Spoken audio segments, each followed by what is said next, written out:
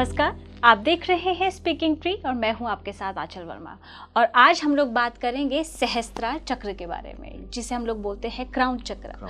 इसके बारे में आप हमारे दर्शकों को बताइए क्या है और ये कैसे जो है हम लोग पूरे दिन में इसको कैसे समझ सकते हैं। हाँ, देखिए, इसमें थोड़ा समझना पड़ेगा कि हम उस लेवल को अचीव करते हैं तो क्या डिफरेंस हमको लगता है। जैसा कि हम अभी ऑफ स्क्रीन डिस्कस कर रहे थे, there are 4 level of consciousness: unconscious, conscious, subconscious and super conscious. Right, 99% लोग हम अनकॉन्शियस माइंड से जी रहे हैं। Right, what is, you never tell your heart to beat, you never tell your stomach to digest, you never tell your second leg to move. आप एक पैर उठाते हैं, दूसरा स्वेता उठता है ना। So that is a unconscious state of mind, जब मैं नहीं जानता हूं बट मेरा कार्य वो हो रहा है अपने आप। और अनजाने में मैं कईयों को दुख या जानबूझ के दुख पहुंचाता हूं। Right, that is unconscious. Unconscious से जब आप ये चक्र भेदन की यात्रा को शुरू करते हैं तो आप इस चारों लेवल को एक्सपीरियंस करेंगे। अनकॉन्शियस से हम कॉन्शियस पे आते हैं मणिपुरक चक्र तक, कि मुझे ज्ञान हो जाता है कि क्या ठीक है और क्या गलत है। राइट, उसके बाद हम कॉन्शियस माइंड से सबकॉन्शियस माइंड में आते हैं, विशुद्धा चक्र तक। What is that? Your 6 senses, your intellectual power, your intuitions, they get enlightened. Right, आपको आभास महसूस होने लगता है कि ये व्यक्ति का भाव मेरे प्रति क्या है और मैं इसको अच्छा, इसके लिए अच्छा क्या कर, अपने लिए तो भाव ऊपर आ गए ना उससे, कि मेरे लिए क्या अच्छा है, इसके लिए क्या अच्छा है। आप उसकी हेल्प करेंगे। Instead of getting angry on him or yelling at him, you will help the person कि ठीक है, ये बेचारा परेशानी में, इसको पता नहीं क्या कर रहा, तो मैं इसकी हेल्प करता हूँ। सबकॉन्शियस एक्टिवेट हो गया। Then when you attain the Sahasrara which is the crown chakra, आपके अंदर एक अवेकनिंग आती है, जिसको बोलते हैं he is a awakened soul. Vivekananda ji is awakened soul, Buddha है जो हमारे यहाँ पर है। तो ये इसका आज्ञा चक्र से देखिए, आज्ञा चक्र क्रॉस करके ही तो आप सहस्त्रार में जाएंगे। हाँ, तो उसका भी उसके जो पेटल्स हैं, देयर आर अराउंड 1000 पेटल्स। आपके जो ब्रेन के सेल्स हैं क्राउन चक्र के, हाँ, ओके, वो कितने हैं? हम मुश्किल से पूरे जीवन में 4 से 5% अपने दिमाग का प्रयोग करते हैं। और ये रिसर्च भी हम लोगों ने इलेक्ट्रोड्स लगा के करी कि जब आप उस अवस्था में पहुंचते हैं सहस्त्रार में, तो आपका ब्रेन 70 to 80% एक्टिव होता है। राइट, आइंस्टाइन का ब्रेन was 17% एक्टिवेटेड। उसने क्या बदल दी दुनिया। और अगर ये पूरा 100% पे पहुंच जाए तो पहुंच जाता है। It's not tough. उसकी क्या अलग फिर वो होगी? अलग क्या है, आपके अंदर कॉन्शियसनेस जागृत हो जाती है। आपको मतलब कुछ बुरा लगता ही नहीं है। फिर आप उसका ज्ञान पा लेते हैं ना। You actually feel blissful 24/7, right? And आप एक चीज समझो, आपका जब डोपामिन रिलीज होता है, when you get physically intimate with somebody, so वो जो हम सब क्रियाकलाप करते हैं, उसका प्लेजर कितनी देर का है? किसी का 5 सेकंड से 30 सेकंड से, उससे ऊपर नहीं। उसके बाद हम गिल्ट में आते हैं, what we did.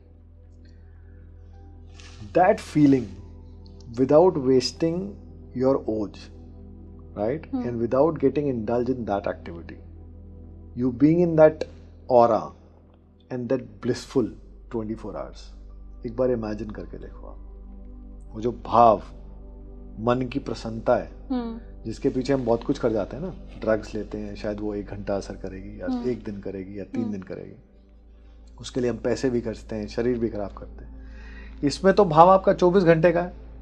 आप उस भाव में, उस हाईनेस में रहेंगे। इसको तभी एक्सटेसी भी कहा गया है ना, ड्रग का नाम भी इसके ऊपर है। तो नेचुरली अपने अंदर उस ऊर्जा का प्रभाव महसूस करना। वो कहावत है, बंदर क्या जाने अदरक का स्वाद। जब तक आप टेस्ट नहीं करोगे, words are very less to explain, right? So attaining that level और being in that aura, in that chakra. और मजे की बात, it's complete silence. You don't need to chant any mantra there. Once you cross 6, for 7th there is no mantra, only you have to feel the bliss, you have to feel the enlightenment. मतलब words are not there, I am not able to explain actually, right? So इसको अपने अंदर महसूस करना, आपके जीवन में से कन्फ्लिक्ट्स खत्म हो जाते हैं। हाँ, क्योंकि वो एक तरह से पूर्णता की स्टेज हो गई ना, संपूर्ण बन गया। हाँ, आप में सप्रेशन नहीं है, आप में कोई एंजाइटी नहीं है, आप में किसी का प्रेशर नहीं है, आप में सबसे बड़ी बात मृत्यु का भय खत्म है। अब कितनी सुंदर बात है, जन्म हुआ है तो मृत्यु होगी, सबको पता है, छोटे बच्चे से लेके 100 साल के बुजुर्ग को। मजे की बात क्या है, मरना कोई नहीं चाहता, जानते हैं हम ये होगा, ये ट्रू है, राइट, लेकिन मुझे नहीं मरना। So that is that awareness कि शरीर मर रहा है, आत्मा तो जीवित है, शरीर ही तो जाता है जी, और शरीर हर सेकंड नश्वर है। And beauty is you can't do anything about it. हाँ, कुछ नहीं कर सकते, बिल्कुल। अपने शरीर का एक रोम निकालिए, लगा के दिखाइए, जब वो सामर्थ्य नहीं है तो बाकी तो बहुत बड़ी बातें हैं। वो जागृति आपके अंदर हर भाव में, हर कर्म में आपकी दिखती है। और जब अपान व्यान समान और सातों चक्र जागृत हैं तो आपके शरीर से सुगंध आती है, you can actually feel it. आप हिरण जैसे ढूंढता है ना कस्तूरी को, उसके अंदर ही होती है वो कस्तूरी। जब कुंडलिनी पूरी तरह सर्पणी पूरी जागृत हो जाती है तो वो खुशबू आपको अपने अंदर जाने लगती है। आपकी बात ऐसी कोई होगी नहीं जिससे दिल किसी का दुखी हो। इस पूर्णता की स्टेज पर आने के लिए या यहाँ तक आने तक कितना टाइम लगता है? ये हम हर एपिसोड में डिस्कस करते हैं, राइट? हाँ। If Guru is enlightened, passage is very, path is very easy. मतलब बिना गुरु के ये पॉसिबल तो है ही नहीं, ठीक है, आपको करना भी नहीं चाहिए। हाँ बिल्कुल, क्योंकि वो नॉट एडवाइस। लेकिन इस पूर्णता की स्टेज तक आने के लिए जो हम लोग प्रयास करते हैं, इसका फिर भी एक ड्यूरेशन, क्योंकि हमारे जो ऋषि मुनि होते थे पहले, ये सालों साल की तपस्या जंगल में जाके करते थे और उधर जाके करते थे ताकि कोई डिस्ट्रैक्शन ना हो। लेकिन आज हम लोग कलयुग में रह रहे हैं, अगर हम कोई गुरु कर भी लेते हैं तो हमारा टाइम पीरियड बढ़ेगा नहीं। हमारा जो योग है ना, ये भगवान शिव की देन है। और जब सबसे पहला टेक्स्ट इसका आया वो भगवान कृष्ण ने दिया भगवत गीता में, राइट? तब तक ये श्रृंखलाबद्ध नहीं था। 84 लाख योनियां थी, 84 लाख ही आसन थे और बड़ा डिसबैलेंस चीज थी। महर्षि पतंजलि जी ने इसको करबद्ध किया, श्रृंखलाबद्ध किया कि ये इसके साथ ये करना है, और ये 84 लाख में से केवल 84 आसन ही हैं जो मानव मात्र को करने चाहिए, और की जरूरत नहीं। अब क्या हुआ, जब योग का प्रचलन हुआ तो आम आदमी के तो पहुंच से बाहर था। या तो आप सन्यासी बन के पहाड़ों पे करें या राजा महाराजा इसको करा करते थे। So there were our first guruji Yogeshwar Ramlal Bhagwan. We call him Bhagwan because Bhagwan कौन है? जो ईश्वर वो है जो ऊपर बैठा है, जिसका कोई आकार नहीं।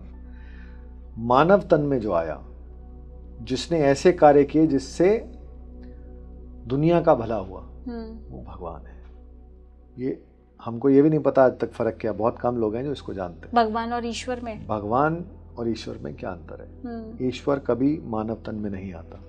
जो ईश्वर मानव तन में आता है वो भगवान कहलाता है। जैसे कि अवतार जैसे हो गए, भगवान राम, भगवान Krishna, right? They were born as human ना जी।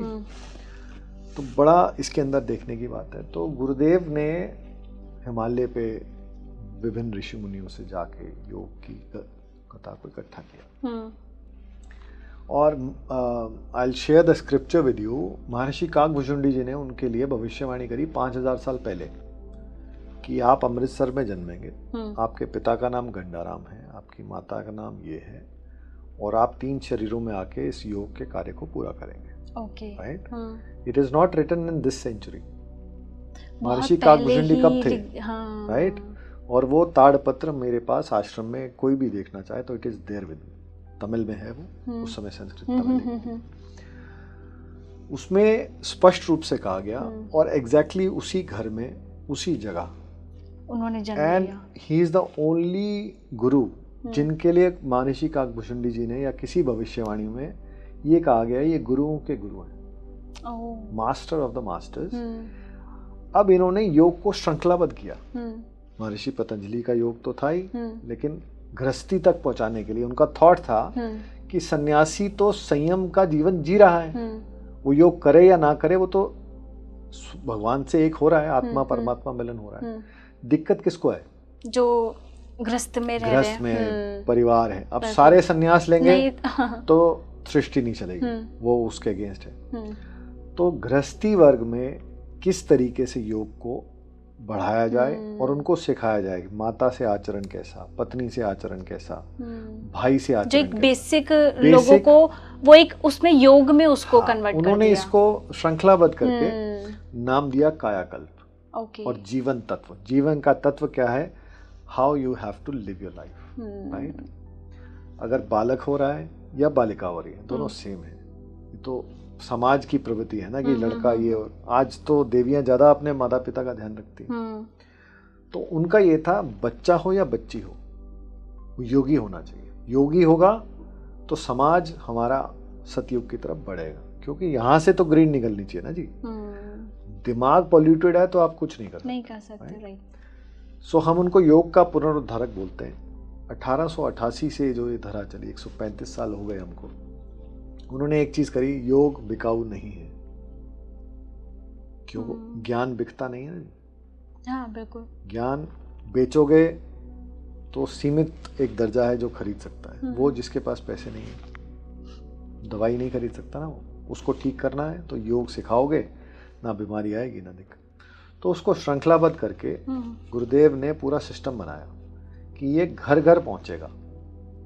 एंड पूरे जीवन काल में उसके बाद दूसरे गुरुदेव अमितराज महाराज, फिर Devilal ji Maharaj, which is lucky to be my grandfather, my guru, my mentor. मैं उनको अपना आइडियल मानता हूँ। कारण क्या है जी, आज के कलयुग में अगर मैं वेल्थ क्रिएट करता हूँ तो पहला थॉट आएगा, ये वेल्थ मेरी किड्स तक जानी चाहिए, राइट।